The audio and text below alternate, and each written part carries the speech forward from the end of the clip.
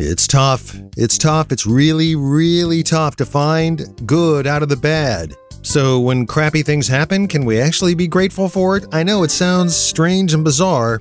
We'll investigate it next on this episode of the Gratitude Journal podcast. This is the Gratitude Journal podcast. I'll tell you what, friends, 8 hours or more in the car is enough for me. Way too much. In fact, I hit about the 6-hour mark and I'm ready to hang it up. Welcome back to yet another episode of this, the Gratitude Journal podcast, Driving Exploits, a little bit later. But first, thank you for joining in, tuning in, as we used to say in the radio world, and downloading at your leisure another episode of this, the podcast that tries to investigate this rather bizarre and almost surreal sometimes concept of being grateful for the things we have and the things around us.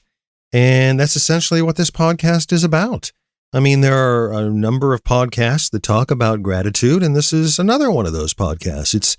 So we try to find the gratitude in the things that are around us. And it's not always easy, as you know from listening to one of the other 60-odd episodes of this podcast. I think that's where we're at right now. Matthew is my name, by the way, and welcome back. Thank you for sharing your time by listening to this podcast. There are millions of them out there. I mean, it's almost amazing to think, with the regular attention span of most people, that podcasts in the podcast domain would be this popular, but it is. People love them, and they never stop creating them. There are new and sundry podcasts coming out every day, and this is one of them. So I am very happy and pleased that you would choose this one. It has been a whirlwind week, and as I mentioned in the last podcast, the shortened version, that we were en route to the Commonwealth of Virginia to witness the marriage of my sister and her new husband, Ernie, and we made it. It was a whirlwind tour going down kind of bad.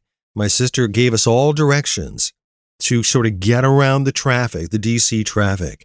And it turns out that many of these roads that she suggested were either closed and then offered detours, and then there were bridge closures. And I wondered about 3/4 of the way down there whether it would have been more preferable to sit on a Friday afternoon on the Beltway because I'm not sure we really saved a whole lot of time. And as it turns out, I have a large family and everybody drove separately. Nobody drove together.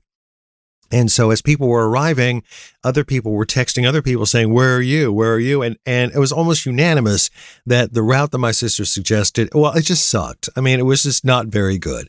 But I say that, though, had I been driving and not tried to deadhead, as my wife likes to say, I'm at point A, I've got to get to point B, and it's got to happen quickly. If you were just kind of in the mood for a drive and you were just rolling along, it probably would have been a very nice drive because the weather was very nice. But I kind of hit my threshold at the 6-hour mark.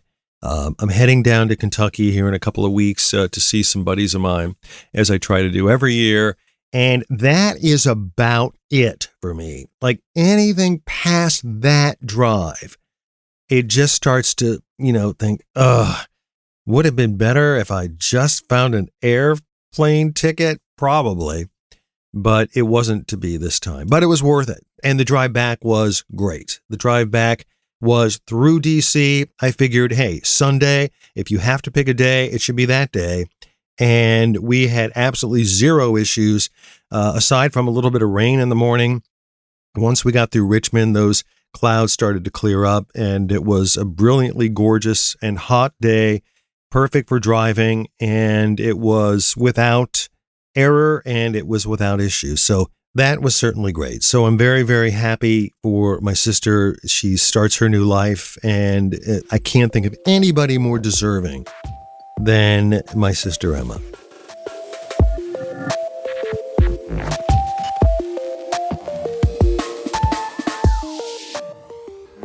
Speaking of trips, I think I mentioned in previous podcasts that my siblings and I travel back to West Virginia just about every year. Sometimes we've been going back twice a year. We have made return trips to the area where my parents grew up, an area that we visited every year as children, and we kind of kept going back, especially over the past 10 years.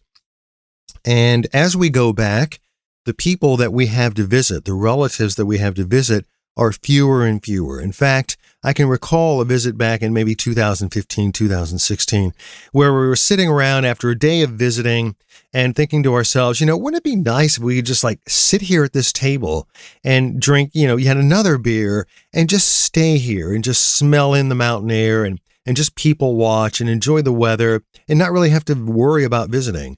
And here it is, 2021, and the array of people that we have to visit are becoming exceedingly thin. I mean, our relatives are passing on, and there's just fewer and fewer people to visit.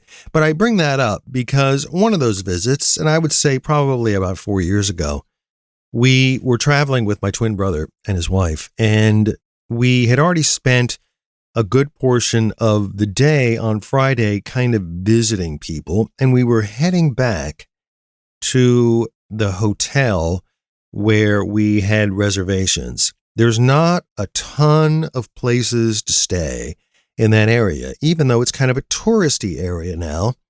Your choices are really rather limited.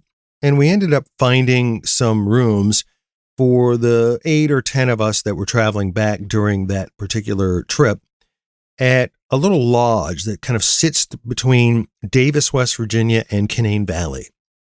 And it's very, very basic, nothing remarkable to talk about. It's a place that basically is a room with a bed, and it has a bathroom, and they have a restaurant where you can eat inside, and you have a gravel driveway where you can park your car.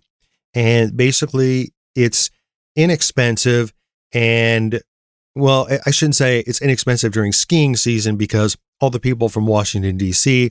come into Thomas and Davis and Canaan Valley to do skiing, and the prices get really jacked up. But at this particular time of the summer, they were still relatively okay. The calling card to being there is walking out on this enormous deck that they have and just basically staring at the mountains. I mean, that's why people go there, because of the natural beauty. We were heading back, and we were kind of coming down a hill, and all of a sudden, we were riding in my brother's and his wife's car. Something slowed down. The car just sort of slowed down, and my brother's wife was driving, and she says, "Oh, I'm pressing on the pedal, like nothing is happening hardly. It's like it doesn't want to move." And so we knew right then that, there was plenty of gas, but that this was potentially not very good. So we rolled into the parking lot, and we knew right then that something was going to have to be looked at on the car. The thing about being in that area, though, is there are limited people to look at your car. And if it's something relatively serious, that may require more than having the regular mechanic in our part of the world simply send a driver over to get a part, and then in an hour the part is back, and then he can make the repair, and then you're on your way. A lot of times, those kinds of things don't happen. And as it turned out, to make a long story short, the part was fairly serious. It was something involving an electronic sensor, and it was something involving the manifold, the exhaust manifold, and also something with the transmission. And all of these things could be repaired, but it took somebody 3 hours to come out just to look at it, and then to announce to everyone that he wouldn't be able to have the part in until Monday. And so this was very shocking to my brother and his wife, because on Sunday, everybody was expected to go back, and they were both expected to be back at work on Monday. Well, there was nothing that they could do. And so they said, well, listen, we're going to stay here. Well, the people at the lodge heard about their dilemma and said to them, listen, here's what happens during Monday and Tuesday and Wednesday here at the lodge. There's nobody here. We're not even here. So we're just going to give you the key, and you have a room, and you have the run of the lodge. And, we would advise your family beforehand to go and stockpile you some food so that you can have some food and some drinks and wait it out through Sunday and into Monday until your part arrives and your car can be fixed. So we all felt so bad, but we all had to get back ourselves. So we really couldn't stay.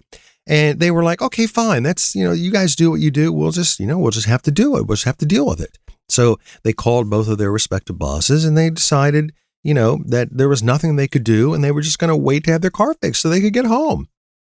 So on Sunday night, I was sending text to my brother, and I was asking him how he was doing.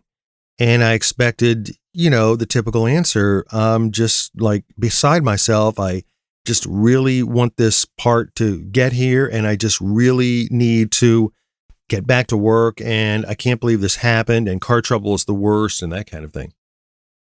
But that's not what he said. It's not what he said at all. He said, I walked out on that lodge deck about an hour ago, and I took a beverage out with me, and started to get a little chilly, so I had a jacket on, and I grabbed the chair from inside because no one's using the chair because there's nobody else there. And I sat it on the deck, and I did nothing. I sat in this chair. I listened to the wind rustle through the thousands of trees that are on the hillside and leading up into the mountains. In the distance, occasionally I would hear a car go by. But I realized there was nothing to do. There was nothing that I could do. And I just kind of let go of the fact that I had work to do. I'd have to make it up on Tuesday. Hopefully I get back on Tuesday. But there was nothing I could do about it. I couldn't do any work. I didn't have very good internet access. And I was just going to sit in this chair. And then a couple of days later, I talked to him on the phone, and he said, that may have been the most relaxing, beneficial day and a half that we ever experienced. We talked, we went for walks, we sat in our room, we watched some TV, we opened a bottle of wine and ate crackers and cheese, and then I went outside on the deck again and at nighttime, and I listened to the sounds that I never listened to at night. And this really bad thing that happened turned out to be a really great thing.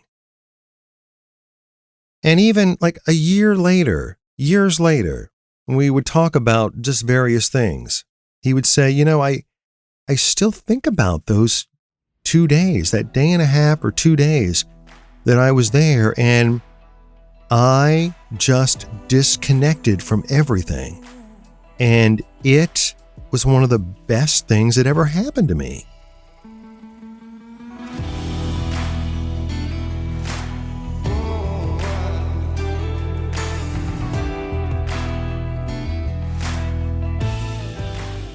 Can we be grateful when bad things happen?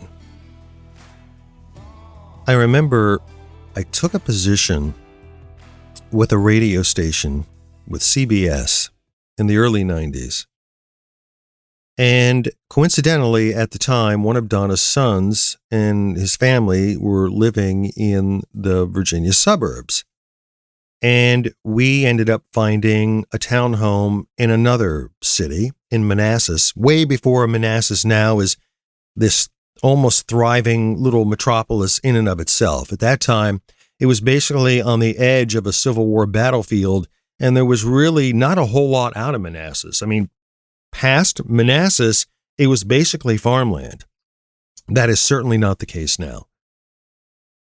But I recall that it was the first time that I had been away from my family for the holidays. And when I found out that I not only had to work on Christmas Eve, but that there was a live broadcast that I had to do leading up to New Year's. So there was really no way for me to go home. There was no way for us to jump in a car and travel back and celebrate the holidays with our families, that we were kind of stuck. Now, we had family there, but it wasn't the same thing. And I remember going out to get some things for the Christmas Eve get-together at Donna's son's apartment and waiting in line at the store, and this overwhelming sense of sadness came over me, this overwhelming sense of loss. And I kept thinking, well, I know what my family would be doing right now during the holidays. I know where they would be. I would look at my watch and say, okay, well, this is normally the time we go to church on Christmas Eve, and now everybody's probably jumping in their cars and heading over to my mom and dad's to have the regular Christmas Eve celebration. And the more and more I thought about it, the more sad I became. And I remember sitting in the basement level of his townhome. It was a 3-level townhome, which was very common in that neighborhood of Woodbridge, Virginia, and watching his little girls bounce around on the carpeted floor and opening up presents.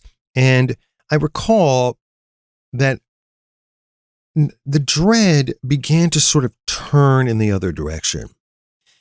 And my mind sort of kept jumping back and forth between what was playing out in front of me and my family at home. And I all of a sudden got almost a new appreciation for what I had.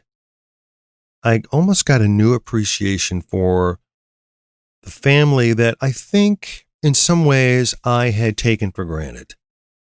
The regular family Christmases that had become so commonplace for me and for our family. And I'm sure instances of celebration that we really weren't able to completely appreciate. And now I appreciated them more than ever. And I told myself that I would do everything in my power the next year to try to be back at home celebrating at least for a couple of days with my family. As it turned out, I didn't keep that particular job long enough for that to happen. So I had returned to Ohio. But I thought to myself, and I mentioned to Donna when we got back to our particular apartment, that I said, you know, we really don't know how good we've had it with our holidays and with our Christmases, and that all of our families, our large family, has been able to get together and share the holidays. Nobody having to work, nobody being stuck in an airport, nobody being out of a job, that this appreciation for my family in this time of, I guess, mental chaos for me, that the bad part of that was almost a good thing for me, so that I was able to fully be grateful for and appreciate the holidays that I did have, and hopefully the holidays that I would have.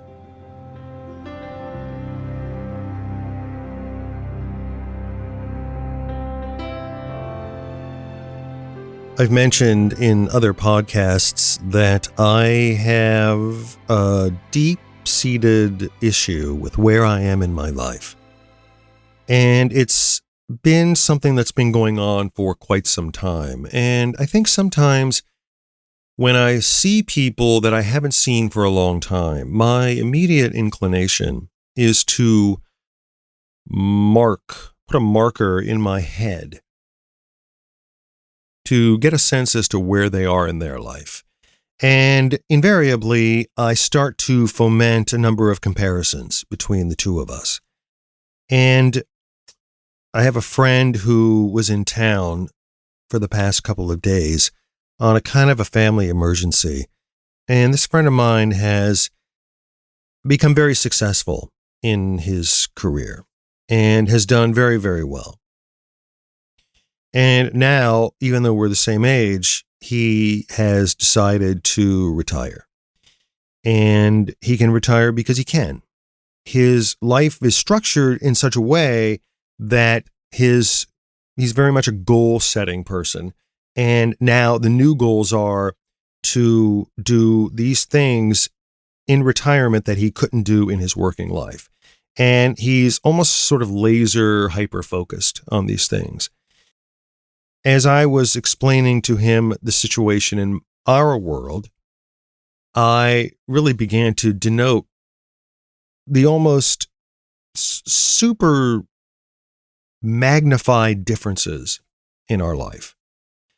And almost immediately, my inclination was to look at his life and say, this life is amazing, and it is in so much better a place than my life.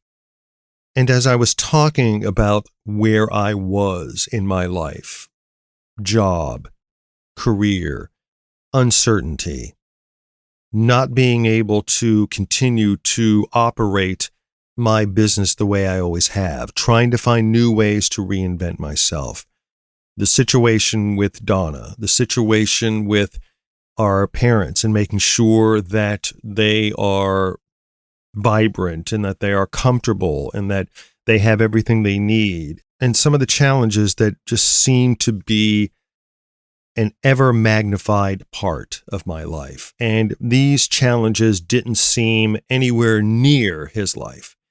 And my inclination was to obviously do this comparison. And as I was driving home, I thought to myself, I hear myself talking about my life, and I hear myself talking about our situation and the hand that we've been dealt. My friend and others like him, they are not experiencing what I'm experiencing. And at the same time, they don't have what I have. And what I have is this loving, gifted person who has supported literally everything I've ever done, literally everything I've ever wanted to do, and now has been dealt something that is a new challenge, and it's something that we have to face. And I think we're facing it as best as we can. But I began to think that in the past almost 2 years, I have evaluated and discovered things about my wife that I probably may never have discovered or may never have experienced had she not received her diagnosis. I have been able to hopefully pay more attention to her. I have hopefully been able to provide more comfort for her. And even though my way of doing that tends to be somewhat militaristic and somewhat authoritarian, it's my method for checkboxing things off and getting them done so that I can move to the next thing. And as long as we've been able to overcome that, I think that I have actually benefited from this, that I see her in a different light and I appreciate her in a different light. And it may be a light that may not have been shining had this diagnosis not occurred. So I thought about this later as I was doing my workout, and I thought, are you kind of stretching this a little bit? Like, are you creating something maybe that isn't there? Are you really trying to dig deep to find a way to find the good in this? I almost laughed out loud because I came to the realization that this is it. There's no other thing but this. And as my friend grapples with which European country to visit for a month while he enjoys his retirement, I don't have that decision to make. My path has already been chosen already. I know what my path is. This is my path. This, what I'm experiencing on this, the 27th day of May, this is my path and this is my life and this is where I am. And I can do nothing about that. And that ultimately is good. That's a good thing. I mean, Alzheimer's is not good, but accepting where I am at this stage, accepting where we are at this stage, and being honest with ourselves about where we are, that is a good thing. Now, I am struggling with finding the gratitude there, but I'm working on it. I'm a work in progress. On the surface, I can think of nothing to be grateful for regarding dementia. But in this journey, what I have come to the realization about is that I am required to dig deeper to find threads of gratitude. And in turn, this elongated search to dig deeper and to find threads of gratitude, they can stretch into other areas of my life. They can stretch into other areas of our life together. And ultimately, this has to be good. I mean, it has to, or this podcast would be worthless. Is it easy?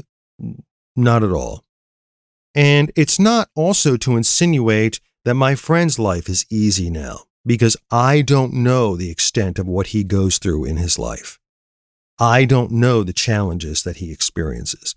And it would be erroneous on my part to suggest that because I see his world on the surface during a 45-minute conversation that I understand the complexities of his world. I don't.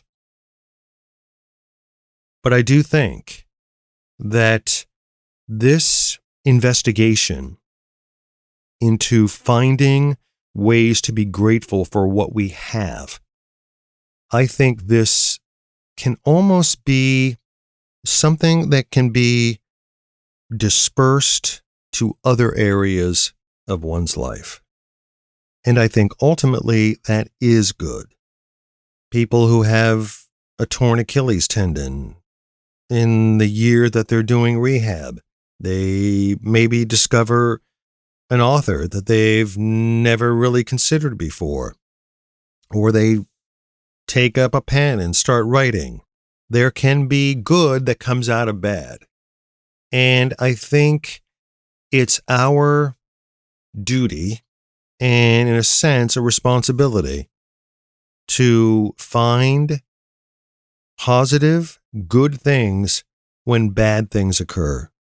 And I think that this is very challenging, but I think it really tests our mettle. I think it really tests who we are, and I think we need to devote more time to it.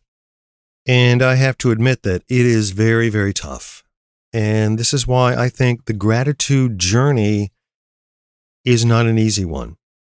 And it is one that requires patience, and it requires a large degree of dedication. And we're tasked with that. And I think this is ultimately good.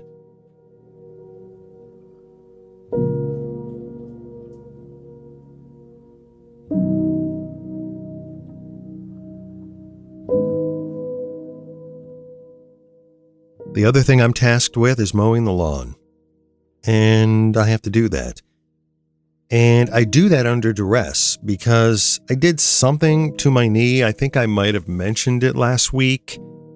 It might have been during a workout. I don't recall tweaking anything. I don't recall a particular instance, but we're going well into 2 weeks now where there's just an overall sort of stiffness in my left knee. And I don't think it's arthritis related. I may have twisted or did something during my workout, which is kind of a 25-minute sort of jumping thing that combines some cardio. And I may have turned a certain way and my knee sort of didn't turn with it, but it's becoming more and more, it's becoming more and more of a pain in the ass, to be quite honest. And so now I have to go mow the lawn, but I do so under beautiful meteorological conditions. That's right. We've had some pretty humid weather here. It's going to cool down and it's going to rain a little bit over this holiday weekend. But we have finally been able to put the snow shovels away. It took a while. It took a while. And yes, plural. We have one for the front and one for the back. We finally were able to put those away. And I'm still trying to get used to adjusting the thermostat to turn on the air conditioning, which we've also had to do. So hopefully in your world, you have a relaxing holiday weekend if you're in America. And if you're not in America, then hopefully you have a relaxing weekend anyway. For us, we're going to be relatively low key, try to get a little bit of work done, and maybe unfurl a couple of chairs, go find a lake on Monday and just sit and enjoy and be grateful for an extra day off to enjoy each other's company. In the meantime, I wish you nothing but the best, and I wish you nothing but health, and hopefully you have your vaccine. And it was joyful to be at a gathering again and to have some semblance of normalcy, knowing that a lot of people did receive their vaccines and it did take a little bit of the stress off of the event. Until then, we'll both do our best to try to find some good in the bad. And we will check in again with you at another time on another episode of the Gratitude Journal podcast.